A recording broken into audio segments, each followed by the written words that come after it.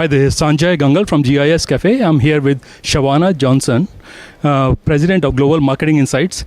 Hello, Shavana. Hi, Sanjay. How are you today? I'm doing great. Shavana, how's the show been so far? I know it just started, but how do you see the attendance? The attendance looked great yesterday in the opening session with Jack Dangerman. We're here every year. We're a business partner. And I noticed yesterday all the edges, even all the way out to the very edges of the room, it was packed. So the attendance seems to be very good. And I went past my booth twice this morning after other meetings, and there were 3 or 4 people talking to some of the folks in our booth also. So I think the attendance is good. Okay. And what are you talking about in your booth? A couple of things. We're, of course, pushing people towards our presentations that we're giving. So we have a couple of presentations on special projects with interagency programs, NASA, the USDA, NGA, and their sharing of commercial data resources. So we're speaking on that on Wednesday in room 23C. And then another thing that we're talking about is a special interoperability high-performance computing project that we've put together with severoll companies. It's Global Marketing Insights, GCS Research, and a newly formed organization called the Rocky Mountain Supercomputing Center out of Butte, Montana. And that is a commercial supercomputing center, and we're doing a joint agency project where we're putting together multiple layers of data sets, like 10 very high-level raster and vector data sets, keeping them in their native resolution and allowing interoperability between them and through them on the fly for a country. And we're very excited about it. We've just started the analysis. Esri has got a test of their latest release of ArcGIS in it. And we're just starting the analysis of the data in this high-performance computing environment. And it seems to us like we're going to be able to cut processing times down from days to minutes. And that was the goal of the project. It's going to allow us to do some scalability and flexibility with the data where we can cover entire continents looking at these 10 to 15 data sources instead of looking at a small area of one country. Okay. And what are these data sets primarily composed of? Many different kinds also. So there's, for example, there's NASA MODIS data, which is very low resolution, multiple coverage per day. There's NOAA TRIM data. There's GOES data. So we have multiple layers of weather data.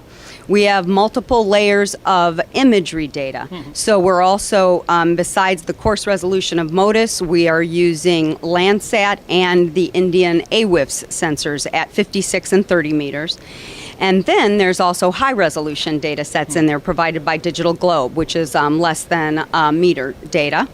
And then there are several other land information systems. The AFWA data is in there, and AFWA is the Air Force weather data, and they've recently changed their grid pattern.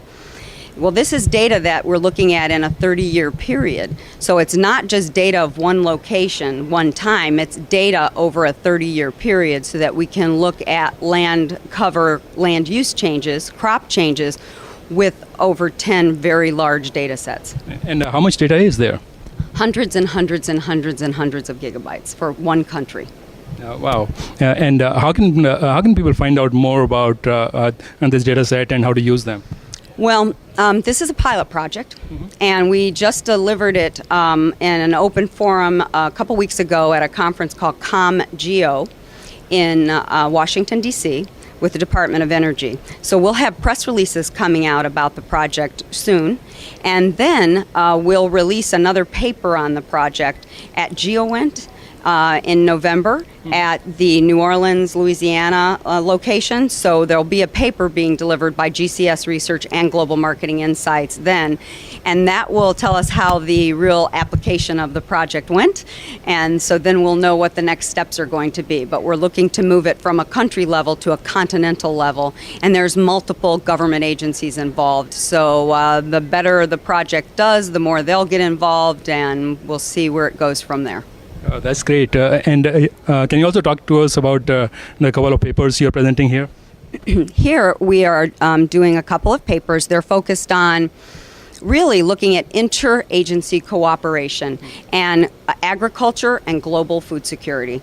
So the session that we're in is geospatial applications for global food security.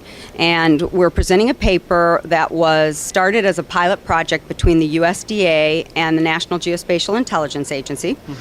And it really started out just to see how they could utilize the commercial imagery that the USDA had and put it into some of the processes that NGA was looking at in parts of the country that they were interested in, parts of the world they were interested in.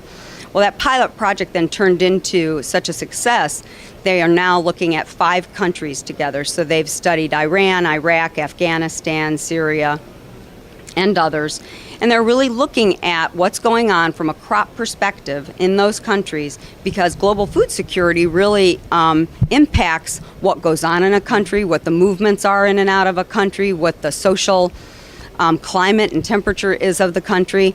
The projects used a convergence of evidence methodology, and then the data, the reports from the projects were actually delivered to the ambassadors of agriculture, the agricultural ministry, and then our own government utilized the data for provincial reconstruction to look at irrigation ditches, which ones need to be rebuilt, and what was the true food security of that nation like.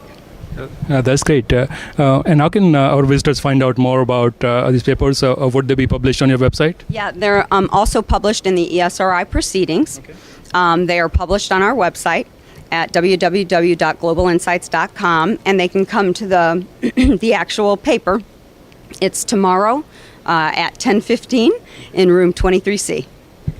Great. Thank you very much, Shavana. Have a great show and have wonderful presentations. Thank you, and I appreciate the opportunity to talk with you, Sanjay. You're welcome, Shavana.